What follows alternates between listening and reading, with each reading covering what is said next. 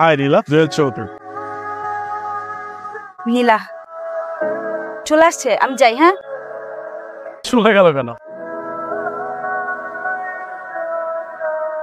এটাকে তো ভালো লাগছে, এটা দেখ না কিছু করা যায় কিনা। দোস আর বয়ফ্রেন্ড আছে দেখছিস, তাছাড়া ওরা সিরিয়াস অনেক। আরে বয়ফ্রেন্ড আছে তো কি হয়েছে, সিরিয়াস আমিও হবো, অসুবিধা নাই তো, তুই একটু দেখ কথা বলে। ঠিক আছে, আমি ট্রাই করবো। শিওর? ওকে, চল তোর আজকে ট্রিট দেই।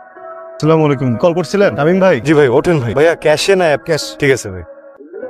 আচ্ছা নীলা, আজকে আমরা বাইরে যাচ্ছি, জুয়েল আমাদেরকে শপিং করে দিব, তুইও চল। না না, আমি যেতে পারবো না, আমি রাকিব আসবে না নিতে আমাকে। আরে রাখ তো রাপি, একটু ফোন দিয়ে বল আশা লাগবে না, চল প্লিজ।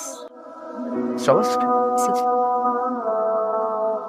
দামি দামি জিনিস মিষ্টি ফকিরের পোলা তো দেয় নাই। এরে নিলা এগুলো কই পাইছস তুই? এত দামি দামি কাপড় চোপড়, দামি দামি ব্যাগ। আমার ফ্রেন্ড কিনে দিছে জোর করে, আমি নিতে চাই না। ওরে সিরিনটা কি বহুত ববনি? হ্যাঁ, ওর বাপ হচ্ছে শিল্পপতি। শোন, ওই শিল্পপতি বন্ধুটার লগে না চোখাচো পারবি। আরে কথাবার্তা কবি, এরকম দামি দামি গিফট পাবি। সিম্পল একটা গিফট দেওয়ার জন্য। জুয়েল, এটা তো অনেক দাম, আমি এটা রাখতে পারবো না।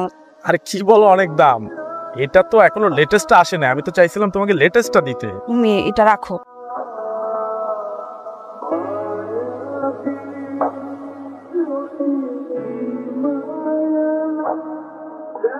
রাখি এবং করতেছে না কেন?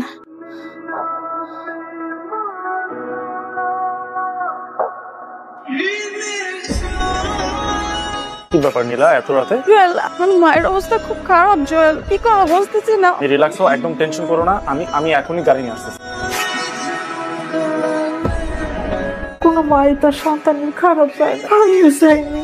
অভাবের সংসারে কত কষ্ট করে তাদের মানুষ করছি। আজকাল যখন আমি অসুস্থ হয়েছি, আমরা কিছু ভাইবা ওঠার আগে জুয়েল ছেলেটা আমার হাসপাতালে নিয়ে এসে আমার চিকিৎসা করাইছে। ওরে দেখে আমার কি মনে হয়েছে জানো, ওই রকম একটা পোলার হাতে যদি তোরে আমি উঠাই দিতে পারতাম, কোনো চিন্তা থাকতো না। তো এই যে আমি অসুস্থ হয়েছি, এই পোলাটা কত কিছু করলো।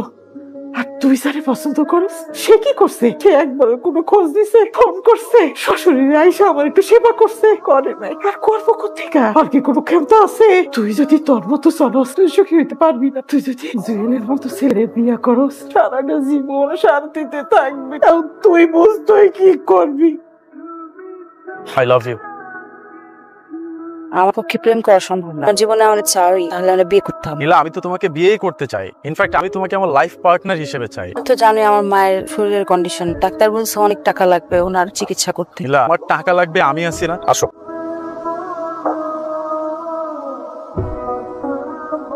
ভালো আছেন ভাইয়া? নীলা কি ক্লাসে? নীলা তো আজকে ক্লাসে আসেনি, ও হয়তো জুয়েল এসে গেছে। জুয়েল তো আজকে ওকে প্রপোজ করেছে, হয়তো ওরা একসাথে ওর বাংলোতে আছে। ভাইয়া না, তো ধরো, কান্না করার সময় না। রিল্যাক্স নীলা, এটা নিয়ে এত হেজিটেট ফিল করা কি আছে? তো কয়দিন পরে বিয়ে করবো, তাই না?